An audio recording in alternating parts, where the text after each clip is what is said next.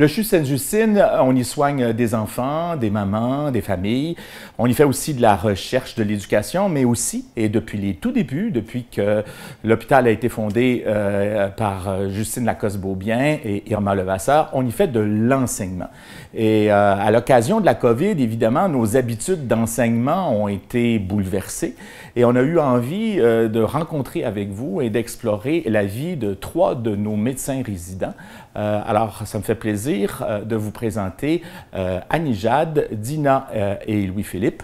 Mon nom est Jean-François Chicoine, je suis pédiatre et puis je vous invite à écouter la suite.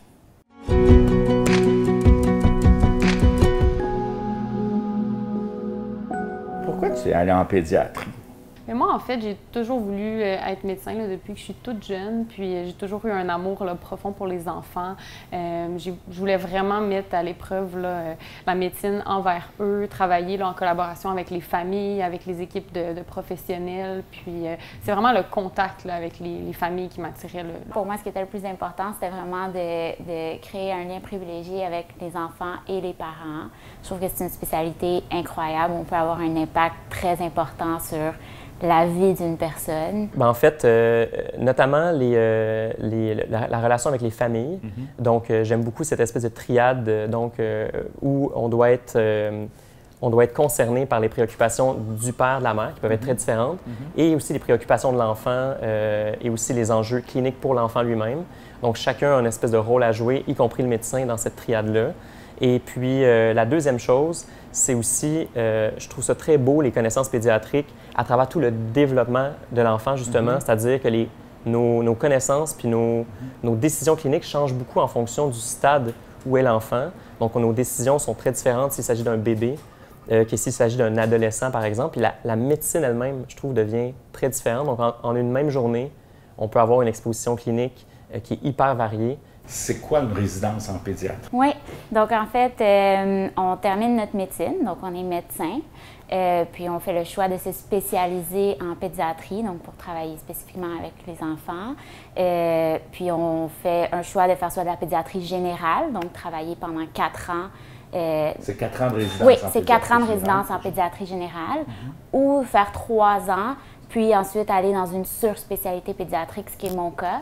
Donc moi, je fais 3 ans en pédiatrie générale, puis 2 ans en médecine de l'adolescence. La COVID, ça a changé beaucoup de choses dans ta vie clinique comme résidente à Sainte-Justine? Mais je pense ce que j'ai appris le plus, c'est qu'en tant que société, on est capable justement de s'adapter à une situation qui est complètement nouvelle, complètement ébranlante pour tout le monde. Puis on est capable de mettre les mesures présentes là, pour justement adapter nos connaissances, adapter notre pratique. Puis je pense que de voir les relations interpersonnelles, les gens là, finalement s'adapter à cette situation-là, ça a été quand même assez exceptionnel. Je pense que c'est ce que j'ai le plus appris. Bien, c'est sûr que ça a testé beaucoup notre capacité d'adaptation. En tant que résident, on a dû s'adapter à nos différents stages qui étaient changés au type de maladie qu'on allait rechercher. Puis ça a testé beaucoup notre capacité de gestion de crise, en fait. C'est quelque chose qu'on n'a jamais connu puis qui arrive très rarement dans une vie. Mais c'était très impressionnant, en fait, de voir cette belle solidarité qui s'est créée puis cet esprit de groupe pour faire face, dans le fond, aux défis qui nous attendaient. Qu'est-ce que tu as trouvé le plus difficile comme moment là, dans les 2-3 derniers mois? Bien, on a été vraiment très chanceux, je dirais, nous, comme résidents à Sainte-Justine. Ça n'a pas changé ça n'a pas changé énormément dans notre pratique. Oui, il y a eu un petit peu d'incertitude, des changements des listes de garde, des changements d'unité. Par exemple, l'unité COVID qui a été mise en place. C'est sûr que ça a créé un petit peu d'insécurité, mais j'ai trouvé au contraire que c'était plutôt comme une expérience positive, puis que j'ai senti beaucoup de solidarité de la part de mes collègues, de mes patrons. Je me considère surtout chanceuse, en fait, dans cette expérience-là. Ce que j'ai trouvé dur, c'est que nos milieux adultes ont vécu la pandémie de façon profonde. Ils ont eu, on le sait, beaucoup de mortalité, de morbidité.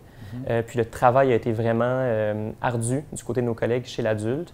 J'ai été en contact souvent avec des familles où un des parents ne pouvait pas être au chevet en même temps que sa conjointe ou son conjoint, dans un contexte d'un enfant très, très malade. Puis ça, j'ai trouvé ça très difficile.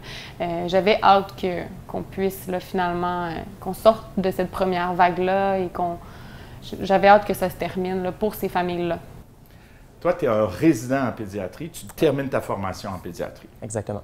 Tu vas passer des examens en septembre. Exactement. Tu n'étais pas supposé déjà les avoir passés? Tout à fait. Donc, dans le contexte du coronavirus puis de la pandémie, nos examens devaient avoir lieu vers la moitié du mois de mars. Et puis, en fait, ils ont été déplacés au début septembre. Et ça a été quand même une année, pour cette raison-là, éprouvante, dans la mesure où on s'est préparé pendant plusieurs mois à partir de l'automne et donc pour être prêt au mois de mars. Est-ce que ça a une incidence sur la fin de ta diplomation, sur ton titre de pédiatre? Bien, en fait, on va avoir quand même le titre de pédiatre, on va avoir un permis là, temporaire qui appelle, qu'on va pouvoir pratiquer là, cet été malgré tout. Puis on va refaire l'examen là, au mois de septembre, là, à l'automne, ce qui est prévu pour l'instant. Oui. Est-ce que c'était un plus finalement au niveau de l'enseignement, au niveau des connaissances, ou un moins par rapport à tout ce temps-là qu'on n'a pas pu passer avec toi et tes collègues sur des maladies intercurrentes ou sur les maladies chroniques?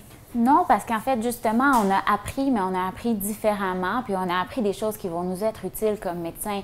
La médecine, c'est pas nécessairement uniquement les connaissances, c'est aussi la gestion, c'est aussi des relations interpersonnelles, il y a toutes sortes d'aspects, donc ça nous a permis de développer tout ça.